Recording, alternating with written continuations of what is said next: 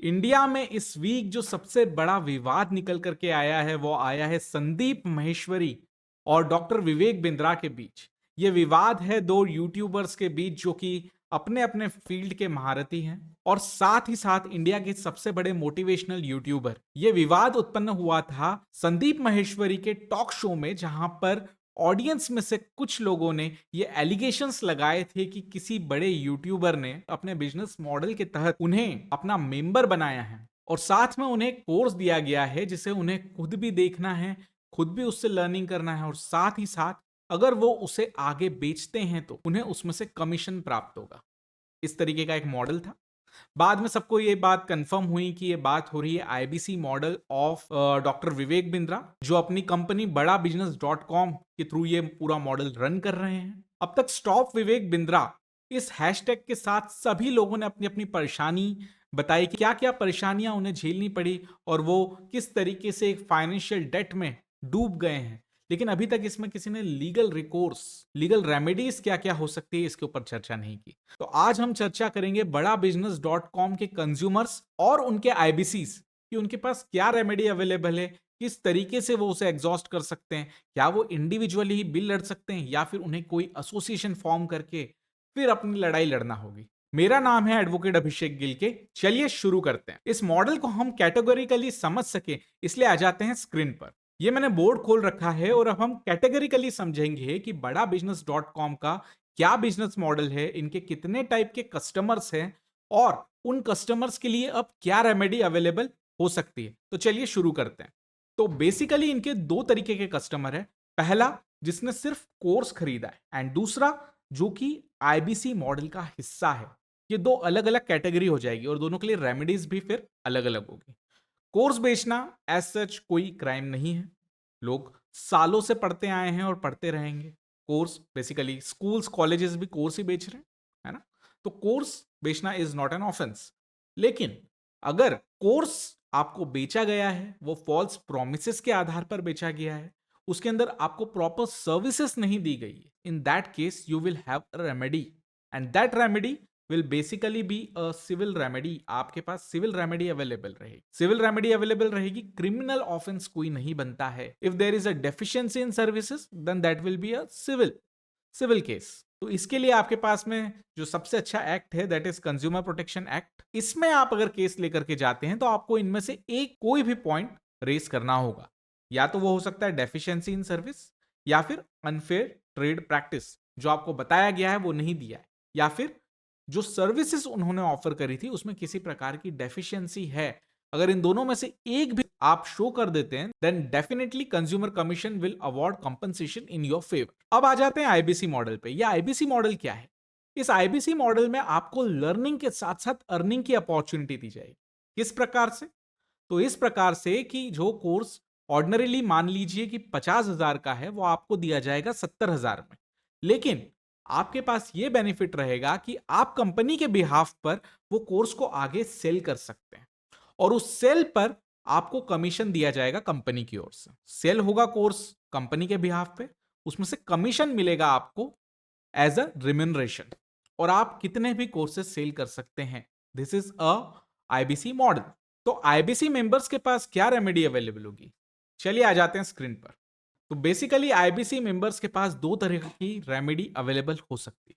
पहली है civil remedy. इसके अंदर अगेन आपको कंज्यूमर प्रोटेक्शन एक्ट में जाना पड़ेगा, लेकिन क्योंकि आप आईबीसी मॉडल का हिस्सा हैं, आप आईबीसी मॉडल है, आपने किसी आईबीसी से कोर्स खरीदा है या फिर आप खुद आईबीसी है, उस कंडीशन में इन दो रेमेडीज के अलावा आपके पास एक रेमेडी और होगी। वो क्या होगी? अगर आप डेफिशिएंसी इन सर्विस है तो उस आधार पे आप कोर्ट से ऑर्डर ले सकते हैं। अगर अनफेयर ट्रेड प्रैक्टिस किसी प्रकार की आपके साथ हुई है, उस आधार पर भी आप कोर्ट से ऑर्डर ले सकते हैं।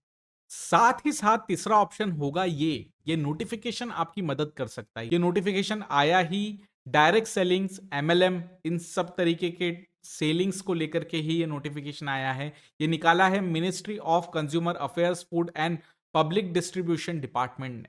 सेंट्रल गवर्नमेंट का डिपार्टमेंट है। नोटिफिकेशन डेटेड है 30 जून 2021। तो चलिए इसे पढ़ते हैं, ये क्या कहता है। तो बेसिकली इसका definition clause direct selling network की बात करता है। क्या होता है direct selling network? Direct selling network means a network of direct sellers formed by direct selling entity and includes multi-layered networking of direct sellers in which direct sellers introduce or sponsor further level of direct sellers and whereupon support them in order to receive any benefit where such benefit is solely as result of sale of good or services। इसे कहा जाता है direct selling network.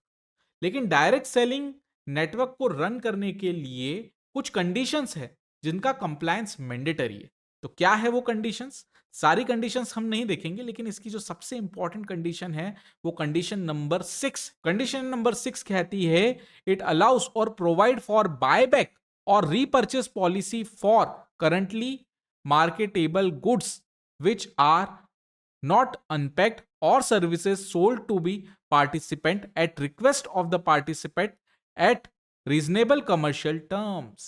मतलब ऐसी services आपको buyback करना पड़ेगी, ऐसे गुड्स आपको बायबैक करना पड़ेंगे। यहां पर बड़ा बिजनेस .com को पैसा वापस करना पड़ेगा। अब एक प्रश्न ये उठता है कि इसमें कंप्लेनेंट कौन रहेगा? क्या इंडिविजुअल पर्सन कंप्लेंट लगा सकता है या सबको मिलकर के एक कंप्लेंट लगाना पड़ेगी? तो इसके लिए फिर से आ जाते हैं हम बैरेक्ट पर। मैंने खोल रखा है बैरेक्ट कंज्यूमर प्रोटेक्शन एक्ट 2019। इसका जो डेफिनेशन क्लॉज है ये बताता है कंप्लेनेंट कौन हो सकता है। तो कंप्लेनेंट जो कंज्यूमर है वो खुद हो सकता है। इसके अलावा एक वॉलेंटरी कंज्यूमर एसोसिएशन जो कि रजिस्टर्ड होना मैंडेटरी है। मतलब आप जितने भी लोग हैं ये सब मिलकर के एक एसोसिएशन बना ले अपना, और बाद में सिर्फ एक कंप्लेंट, एक सिंगल कंप्लेंट फाइल करिए, जिससे कि आपका कहीं ना कहीं आपका कॉस्ट कम हो जाएगा और सभी केसेस में एक जैसे फैसले आएंगे, है ना।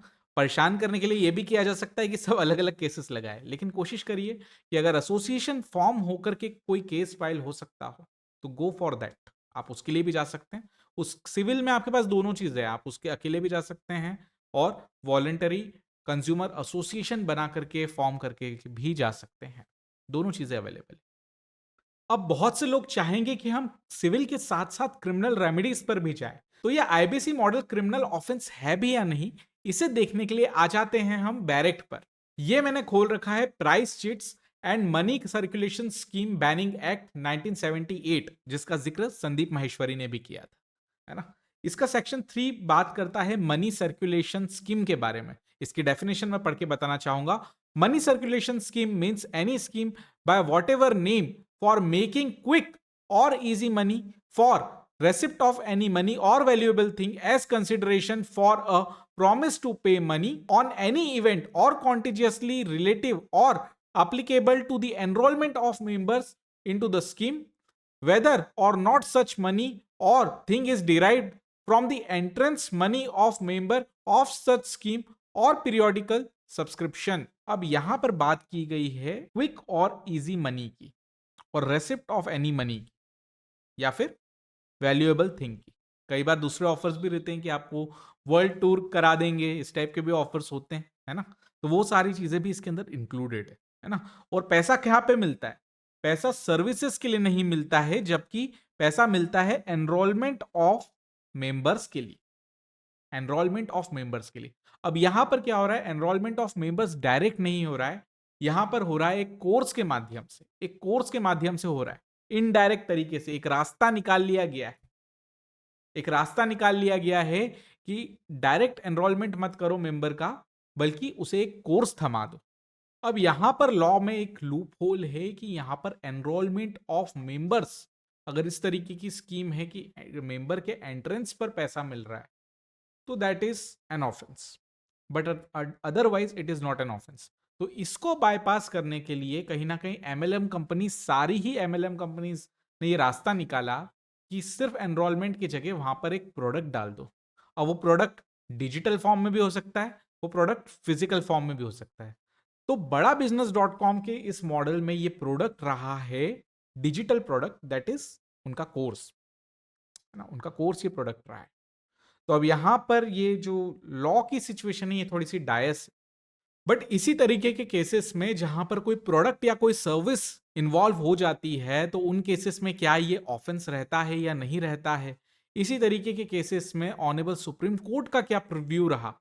तो इसी में एक केस है कुरियानचन वर्सेस स्टेट ऑफ केरला, माफ करिएगा साउथ का नाम है, हमारे लिए थोड़ा सा प्रोनाउंसिएशन करना थोड़ा सा मुश्किल है। इस केस में जो फर्म थी एलएस इनराकुलुम, ये फर्म जो थी ये लॉटरी सेल करने के लिए और मैगजीन्स सेल करने का इनका बिजनेस था। इस केस में भी इसी तरीके से एक पिरामिड स्कीम बनाई गई थी और इस केस में ऑनरेबल सुप्रीम कोर्ट ने यह हेड किया, ये स्कीम कुछ इस प्रकार है कि Paul can be robbed to pay Peter, but ultimately क्या होगा, there will be large number of Peters and system will collapse, एक दिन सिस्टम कोलैप्स हो जाएगा, ये स्कीम थी। और इसलिए ऑनरेबल सुप्रीम कोर्ट ने कहा कि इस केस में बेसिकली दो चीजें हो रही है, जो टेस्ट है वो दो चीजों की होती है, क्या making quick and easy money बताया जा रहा है, और दूसरा whether it is dependent upon an event और कॉन्टीजेंसी रिलेटिव और applicable to enrolment of members into the scheme. तो ये दोनों टेस्ट बड़ा बिजनेस .com का जो बिजनेस है वो क्वालिफाई करता है, उसे पास करता है, और इसीलिए मेरे ओपिनियन में price chits and money circulation schemes banning act के अंतर्गत यह अपराध हो जाएगा। लेकिन जब आप इंडिविजुअल रूप से क्रिमिनल ऑफेंस रजिस्टर कराने जाएंगे तो सबसे बड़ा प्रॉब्लम आपके साथ क्या आएगा उसके ऊपर हम बात करेंगे। इसका आंसर भी निकल करके आता है इसी एक्ट से, क्योंकि ये एक्ट बड़ा इंटरेस्टिंग है। इस एक्ट के अनुसार एमएलएम स्कीम का मेंबर होना मात्र भी अपने आप में ऑफेंस है। इसका सेक्शन 3 कहता है, नो पर्सन शेल प्रमोट और कंडक्ट एनी प्राइस शीट और मनी सर्कुलेशन स्कीम और enrol as an member to any such chit or scheme or participate in it otherwise or receive or remit any money in pursuance of such sheet or scheme, है ना। इसके लिए ban कर रखा है, member होना भी बैन है। तो सबसे पहले तो जो आईबीसी पुलिस रिपोर्ट लिखाने जाएगा, हो सकता है कि उसके इंस्टेंस पर पुलिस बड़ा बिजनेस .com और विवेक बिंद्रा के खिलाफ तो केस रजिस्टर कर ले, लेकिन आप उस स्कीम के मेंबर बने, इसलिए हो सकता है पुलिस चाहे तो आपके विरुद्ध भी ऑफेंस रजिस्टर कर ले। और इस ऑफेंस की पनिशमेंट क्या है वो दे रखी है सेक्शन 4 में। इसमें पनिशमेंट दे रखी है 3 साल की, या फिर ऐसे फाइन जो 5,000 तक हो सकता है, वहां तक। अब आ जाते हैं इसके सॉल्यूशन पर, उस पर चर्चा करते हैं। तो अगर आप क्रिमिनल ऑफेंस की तरफ जाना चाहते हैं तो उस कंडीशन में एक एसोसिएशन फॉर्म करके जाए, जिसके कारण एक दबाव बना रहेगा, जिससे कि पुलिस अथॉरिटी एक इंडिविजुअल के खिलाफ कोई ऑफेंस रजिस्टर ना करे। अदरवाइज आपको पता है बिंद्रा जी एक सोशली पॉलिटिकली स्ट्रांग व्यक्ति है ना। पुलिस उनके इन्फ्लुएंस में, अगर आप इंडिविजुअली क्रिमिनल कंप्लेंट फाइल करते हैं तो आपके विरुद्ध भी इस सेक्शन के अंतर्गत ऑफेंस रजिस्टर कर सकती है कि आप उसका पार्ट क्यों बने। और मैं आपको यह भी बताना चाहूंगा कि ignorance of law is not an excuse. आप ये एक्सक्यूज नहीं बना पाएंगे कि मुझे इस कानून के बारे में जानकारी नहीं थी। आप विवेक बिंद्रा जी के साथ और बड़ा बिजनेस .com के साथ में एक ही चक्की में पिसा जाएंगे अगर आप इंडिविजुअल लेवल पर इस टाइप की कंप्लेंट फाइल करते हैं। तो कोशिश करिए, अगर क्रिमिनल कंप्लेंट पर जाते भी हैं तो एसोसिएशन बनाकर जाए, अकेले ना जाएं। और साथ ही साथ कंज्यूमर प्रोटेक्शन एक्ट के अंतर्गत अपनी रेमेडीज को एग्जॉस्ट करें और वहां से कंपनसेशन प्राप्त करने के लिए कंप्लेंट फाइल करें। Thank you very much.